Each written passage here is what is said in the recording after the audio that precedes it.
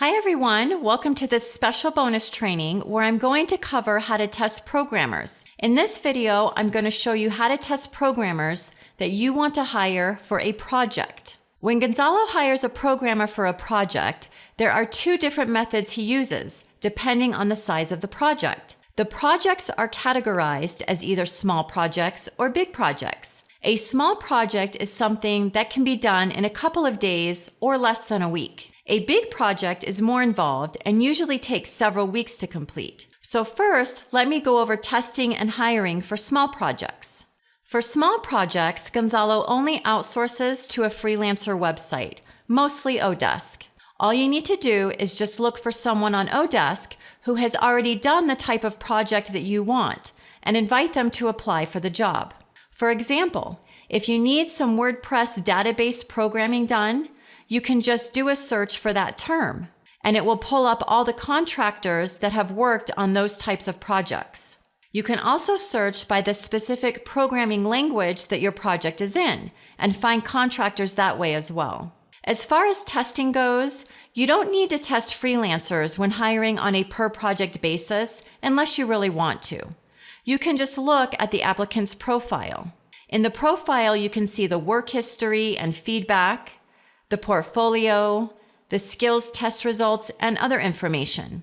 If you do want to do your own testing, you can use some of the ideas I share in the Testing and Hiring Programmers for Your Team video. The technique Gonzalo uses for big projects is really unique, and if you have the guts to do it, it can really pay off for you. You can find cheap programmers by letting a top programming firm in your own country do the work for you. So a big project that would cost you $10,000 to use a firm could cost less than $1,000 with a freelancer. So how does it work? Well, you start by contacting a programming firm in your country and tell them the details of your project. Ask them to do a proposal and a quote. The proposal you get back is most likely going to be very detailed because they want you to hire them. And the quote will probably be for a price much higher than you want to pay. So what you can do is take this proposal and contact freelance programmers on Odesk that have experience in the language that you need the project programmed in. When you contact these programmers, you can say something like, "Hey, I need to get this done. This is one proposal. Can you tell me how long it would take you to do it and how much it would cost?" Obviously, the more people you solicit, the more price shopping you can do until you get a price that you're happy with. To find quality programmers, you can use the technique I'm going to share with you right now. And this is actually the method that Gonzalo uses most often when he wants to hire a part-time or full-time programmer for his team. Now, if you don't want to use the automated hiring funnel to test people, this is how you can still find qualified programmers to work for you. And this is actually the method that Gonzalo uses most often when he wants to hire a part-time or full-time programmer for his team.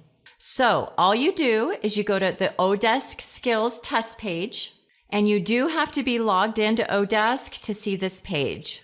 You can look at qualified freelancers who took the skills test that you want and invite them to work on your project.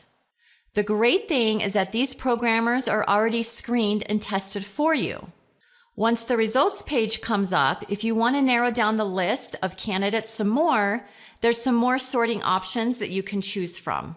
For the category, you don't need to select anything because this list is already sorted for the language that you want.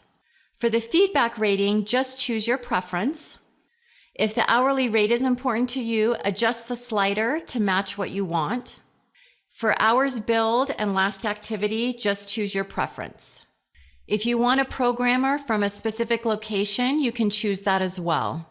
You can also choose the level of English speaking ability that you want. For freelancer type, we recommend choosing independent. From our experience, you can get the best rates that way. You can also sort by test score. We usually look for programmers that scored in the top 10%.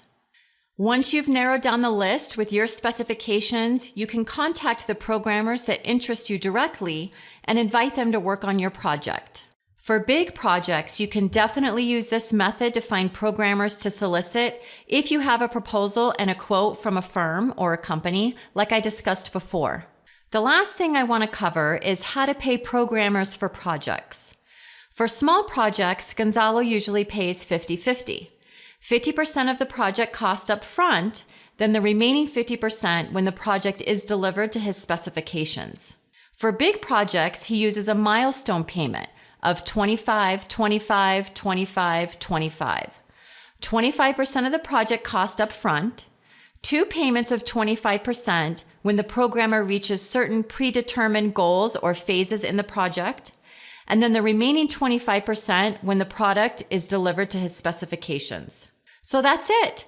This is how you can get programmers to help you with your projects. And don't forget to check out the resources section below this video for all the links I mentioned.